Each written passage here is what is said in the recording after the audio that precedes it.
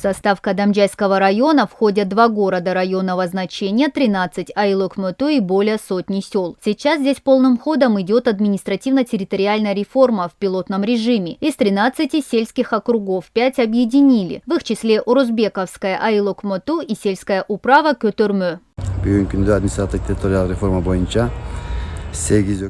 По итогам административно-территориальной реформы осталось 8 айлок-мөтө и 2 города. Наша сельская управа была объединена с сельской управой Көтөрмө. Это принесет нам несколько плюсов. Увеличится местный бюджет сел, находящихся на дотации. На эти средства мы сможем быстрее решать местные проблемы.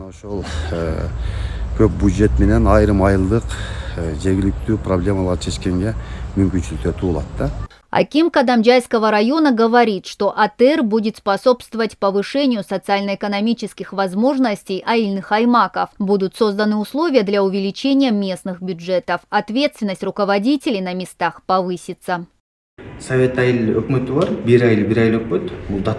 У нас есть айлок-мөтө советская. Там только одно дотационное село с бюджетом в 3 миллиона сомов. Мы присоединили его к айлок-мөтө Алга. У этой сельской управы больше возможностей. Мы надеемся, что после объединения условия жизни в селе Советское улучшатся. Также у нас есть Майданская сельская управа, которая уже вышла из дотаций. К ней мы присоединили дотационный Айрыбасский сельский округ.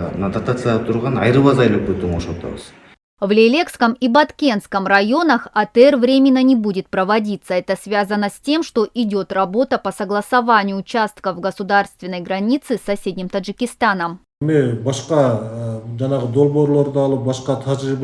Самая главная задача этой реформы – помочь нашим айлок-мөтө перестать быть дотационными. Мы уверены, что это будут положительные исторические изменения. Напомним, что в прошлом году АТЭР в пилотном режиме прошла в Тюбском районе Иссыкульской области и по всей Нарынской области. Положительные результаты этой реформы подтвердили верность выбранной политики, направленной на устранение препятствий в развитии регионов. Мадина Низамова, Адело Розалиев и Ният Эргешева, ЛТР, Баткенская область.